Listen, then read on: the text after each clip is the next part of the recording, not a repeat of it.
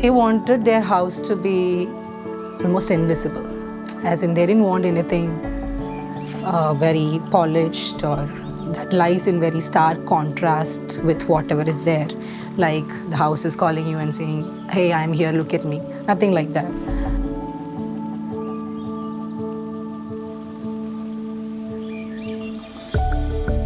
So this itself is a large property, say about 5 acres of land in Tirur, Malappuram district, northern Kerala. And what we were given is approximately about 50 cents of land where the elder son was allotted to build the house.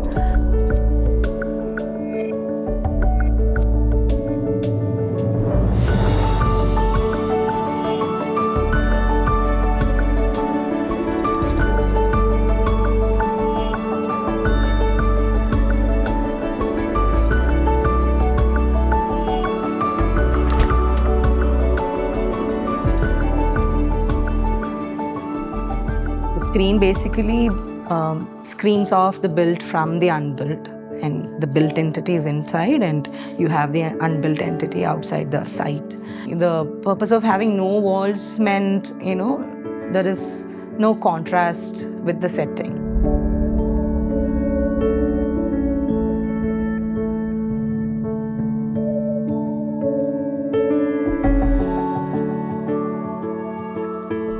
The outside or the exterior doesn't give a clue about what is happening inside.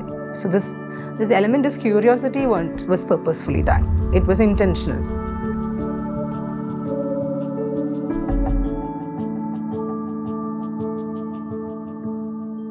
We were building the volume, how the volume should look like, and how do we add interest to the volume. So that was how the periphery came, the landscape, the screen came. And when we went about having a larger volume where we would fit in the living, family living, dining, etc., etc. And how do we add more interest to it? And how do we bring in more wind and more warmth inside? That is how we went about having a water body and this opening. So all of this came as part of a composition. So we had the thought that we should have a space for reading. We can very well have arranged it in the first floor where it is kept hidden. So why don't we fit in where the reading space where light comes in plenty? And so that was how we went about having the reading space over the deck.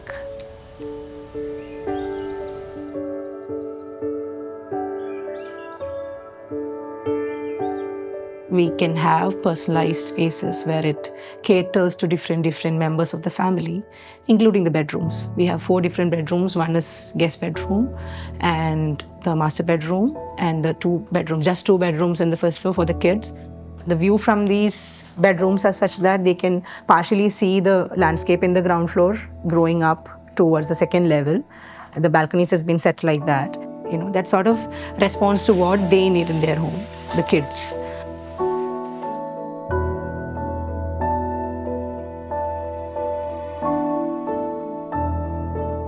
Different lighting patterns, different reflections and different reactions of these spaces during different times of the day has been the whole idea of how we went about having these spaces.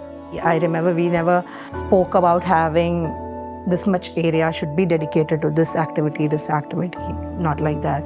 It all was stitched into one, but how well each area would respond to the light during each time of the day and the setting. That was the main thought.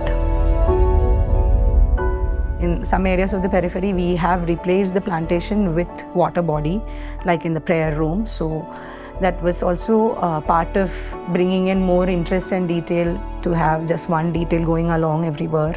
So there has been a play of mix and match, adding solids and voids with the periphery itself.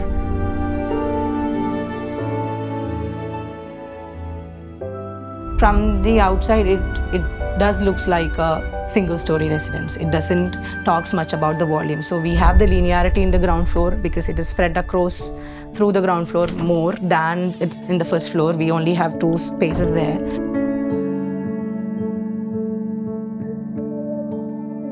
The palette has been mostly neutral, so we didn't want anything that pops out of the entire frame. or entire composition. Then we thought of having different, play with different kind of textures so that we bring interest. It doesn't look very monotonous. The house itself is monolithic from the exterior, but you should have a different character to different spaces. So you can see different kinds of openings where the light comes through the inside. You have all these textures and openings were, the element that we could play with.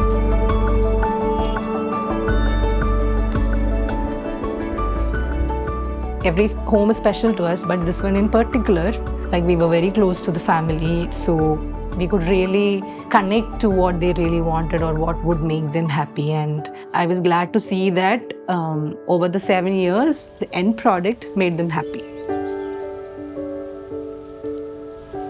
The time that house offers or tells you that, I'm here when it is lit. And that's why we, sometimes call it the lantern house.